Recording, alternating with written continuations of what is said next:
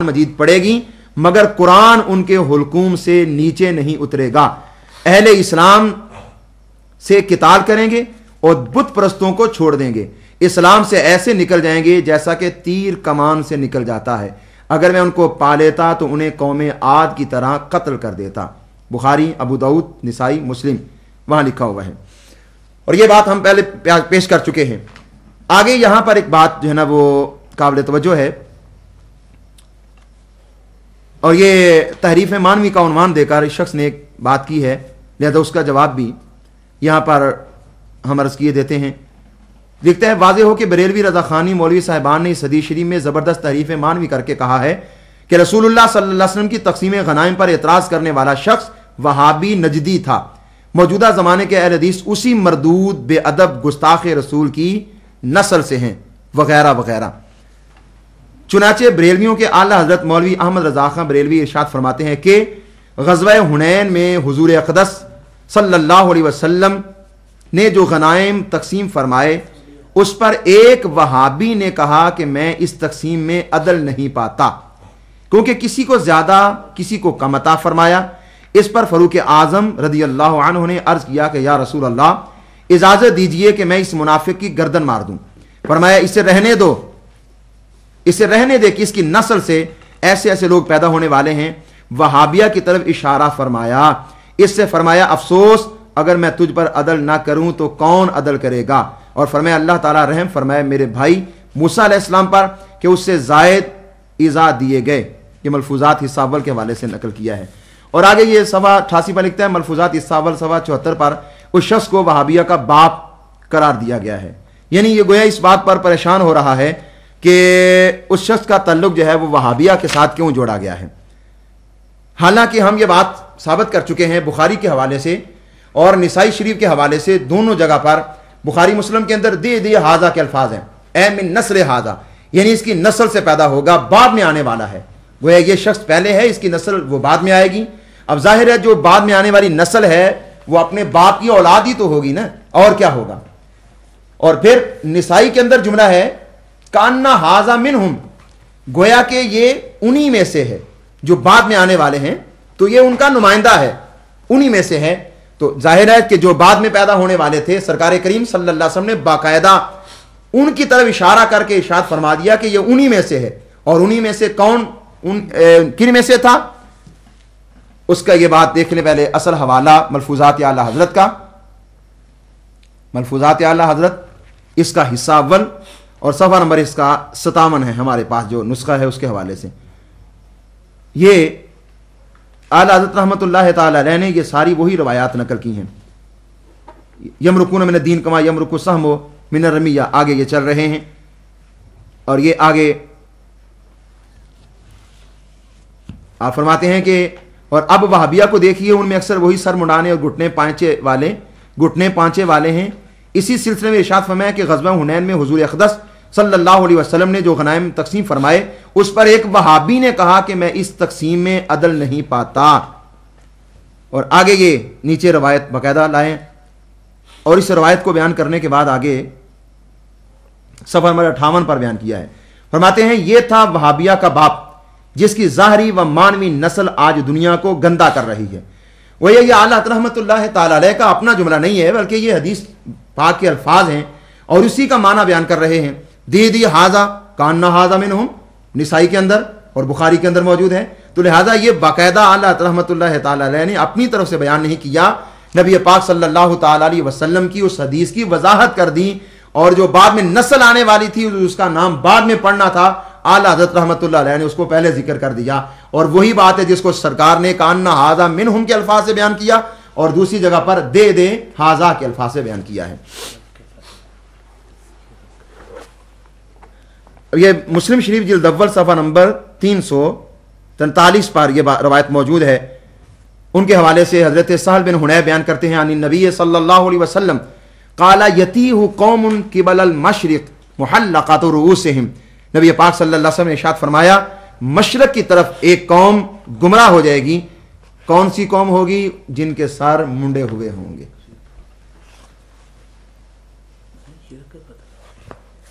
अब ये यहां पर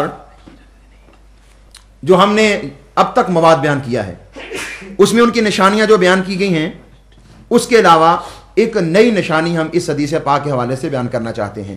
یہ صحیح ابن حبان بترتیب ابن بلبان، اس کا صفحہ نمبر 282 ہے۔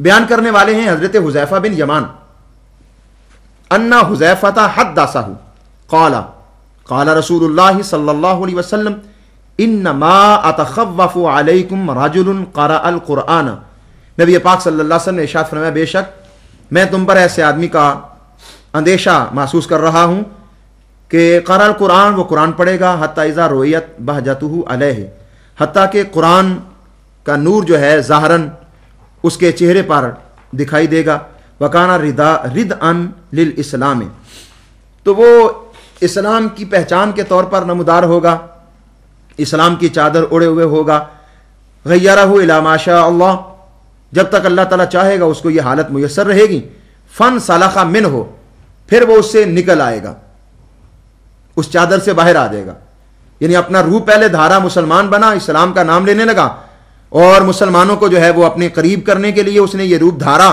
جب اس نے دیکھا کہ افراد جمع ہو گئے ہیں اور کچھ رونق لگ گئی، اب میری بات کا وزن محسوس کیا جائے گا، میری بات کو تسلیم کیا جائے گا، تو اس آدمی نے اچانک جو اسلام کی چادر اوڑھی ہوئی تھی اس کو اتار دیا، اور اسلام کی پرواہ کیے بغیر وہ آدمی جو ہے وہ اپنے فتوی بازی کا ذوق پورا کرنے لگا۔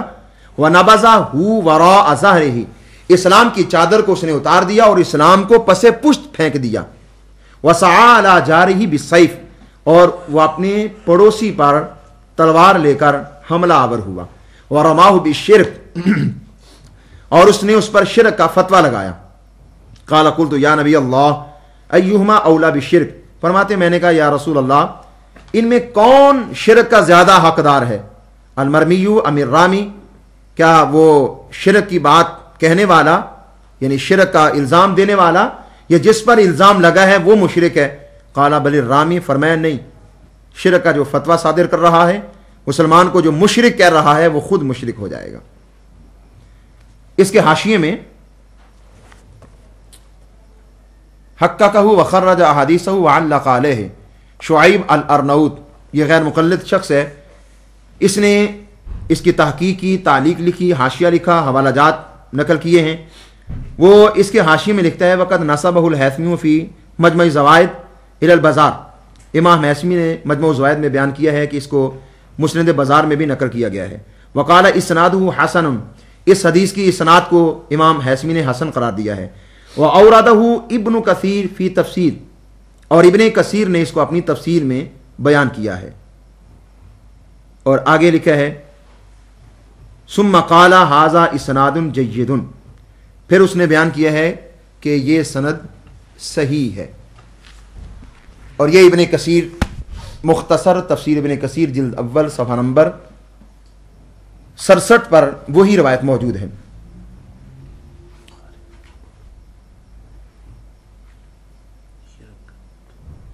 حذیفہ بن الیمان رضی اللہ عنہ قال قال رسول اللہ صلی اللہ علیہ وسلم ان مما اتخوف علیکم رجل قرأ القرآن حتی اذا رؤیت بہجتہ علیہ وکان رداؤہ الاسلام اعتراہ الی ما شاء اللہ ان سلخ منہ ونبذہ وراء ظہرہ وسعى علی جارہ بسیف ورماہ بالشرک۔ قال قلت یا نبی اللہ ایہما اولی بالشرک المرمی او الرامی؟ قال بل الرامی۔ یہ حدیث اس نے یہاں پر بیان کی ہے۔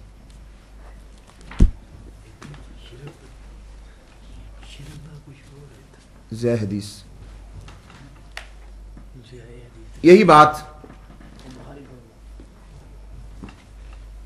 غیر مقلدین نے اس حدیث کو ایک اور مقام پر بیان کیا ہے۔ زی حدیث رسالہ کے اندر یہی حدیث جو حضرت حذیفہ بن یمان رضی اللہ تعالی عنہ کی ہے، اور یہاں پر یہ بات بیان کی گئی ہے کہ نبی پاک صلی اللہ علیہ وسلم نے ارشاد فرمایا کہ اس قوم کی نشانیوں میں سے ایک نشانی یہ ہے کہ وہ قرآن پڑھیں گے، اسلام کا نام لیں گے، لیکن قرآن پڑھنے کے باوجود، اسلام کا نام لینے کے باوجود ایک وقت آئے گا وہ نہ قرآن کی پرواہ کریں گے نہ اسلام کی پرواہ کریں گے۔ اسلام کو، قرآن کو، دین کو، اللہ کے احکامات کو، رسول اللہ صلی اللہ علیہ وسلم کے ارشادات کو پس پشت ڈال کر हर किस्म के नतीजे से बेखौफ होकर बेदरेग मुसलमानों पर शिरक के फतवे लगाएंगे। लेकिन रहमत दो आलम सल्लल्लाहु ताला अलैहि वसल्लम ने इस बात को गोया बयान फरमा दिया है कि वो लोग दिन रात शिरक के फतवे तो लगाएंगे, लेकिन हकीकत क्या होगी कि अपने फतवों की वजह से वो खुद ही मुशरिक हो जाएंगे। ये बात ज़िया हदीस, माहनामा ज़िया हदीस लाहौर, जिल्द इसकी 18, शुमारा नंबर 11, नवंबर 2009, ज़ुल्हज्जा 1430 हिजरी, इसके सफ़ा नंबर 17 पर इस हदीस को बयान किया गया है। तर्जमा इसका, ये हेडिंग है एहतियात लाजिम है। आगे इसका तर्जमा करते हैं। हजरत हुज़ैफा रदी अल्लाह अन्हु से रवायत है कि रसूलुल्लाह सल्लल्लाहु अलैहि वसल्लम ने फरमाया, मुझे जिन बातों का तुमसे सरजद होने का ज़्यादा अंदेशा है वो ये हैं कि कोई शख्स कुरान की तिलावत करे और जब कुरान की तरोताज़गी उस पर नुमायां होने लगे और वो इस्लाम का मुमिद्दो मुआमिन साबित हो जाए तो वो उससे निकल जाए और कुरान को अपनी